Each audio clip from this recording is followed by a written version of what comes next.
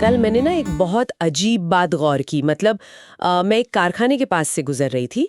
वहाँ एक ठेकेदार ने अपने 2 कारीगरों का काम देखा और दोनों को बिल्कुल एक ही बात कही। उसने कहा कि काम में दम है, बस थोड़ी और सफाई चाहिए। हाँ, असल में दफ्तर हो या घर, ऐसी बातें तो हम रोज ही सुनते हैं। हाँ बिल्कुल, पर जो हुआ वो अजीब था। मतलब ये सुनते ही जो पहला कारीगर था उसके कंधे एकदम से झुक गए, जैसे उसके सीने पर किसी ने भारी पत्थर रख दिया हो।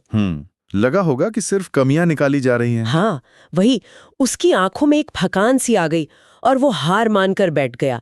जबकि जो दूसरा कारीगर था उसने वही बात सुनी, पर उसने एक गहरी सांस ली।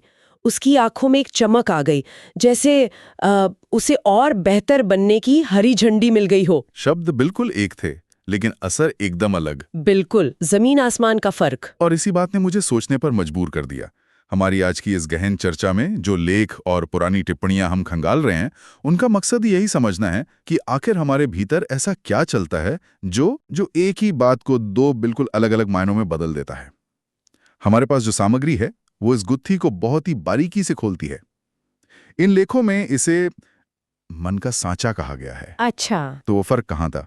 वो फर्क कहाँ था? वो उस अदृश्य ढांचे में था जो उनके मन में पहले से बैठा है। मन का सांचा। तो क्या ये ऐसा है कि मान लीजिए मैंने लाल रंग का चश्मा पहना हुआ है।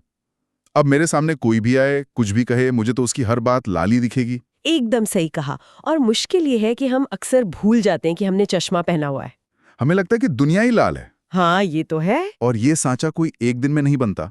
बचपन से अब तक की हमारी पुरानी यादें, कुछ गहरी चोटें और अनुभव मिलकर इसके शीशे तैयार करते हैं। पर एक बात बताइए, चाहे ये महज एक चश्मा है, मैं यहाँ थोड़ी असहमति जताना चाहूंगी। कई बार तो सामने वाला सच में कड़वा बोलता है, मतलब दुनिया सच में लाल होती है। तो हम कैसे तय करें कि खराबी हमारे चश्मे में है या सच में सामने वाले के नजरिए में? क्या हम हर बार खुद को ही दोषी मान लें? नहीं, ये बहुत ही जरूरी सवाल है। बात खुद को दोषी मानने की बिल्कुल नहीं है।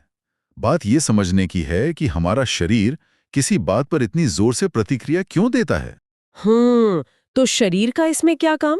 हमारे पास जो दस्तावेज हैं वो समझाते हैं कि हमारा मन असल में हमें बचाने वाले एक पहरेदार की तरह काम करता है। वो हर नई घटना को पुरानी यादों से तौलता है। जब वो पुरानी कड़वी यादों से मिलती जुलती कोई नई परिस्थिति देखता है तो वो तुरंत शरीर को खतरे का इशारा भेजता है। अच्छा, यही वजह है कि सीने में भारीपन या पेट में ऐंठन होने लगती है। हाँ बिल्कुल, दिमाग पुरानी चोट को याद करके शरीर को बचाने की कोशिश कर रहा है। मैंने खुद एक बार ऐसा महसूस किया था कुछ साल पहले। सच में? क्या हुआ था? मैंने गौर किया कि जब भी कोई मुझे कुछ नया करने को कहता या किसी नए काम की जिम्मेदारी देता तो मेरे पेट में एक अजीब सी ऐंठन होने लगती थी। सांसें छोटी हो जाती थी और गला सूखने लगता था। मुझे लगता था कि सामने वाला मुझे जानबूझकर मुश्किल में डाल रहा है। जैसे आप पर कोई हमला हो रहा हो और शरीर सिकुड़ रहा हो। हाँ, एकदम वैसा ही। पर जब मैंने उन लेखों को गहराई से पढ़ा और खुद पर ध्यान दिया, तब समझ आया कि वो मेरा हारने के डर वाला पुराना चश्मा था। मुझे डर था कि मैं नाकाम हो जाऊंगा और मेरी कमियां सबके सामने आ जाएंगी। तो फिर आपने क्या किया? जब मैंने उस ऐंठन को पहचाना, उस डर की जड़ तक पहुंचा, तब जाकर शीशे पर जमी वो धूल साफ हुई।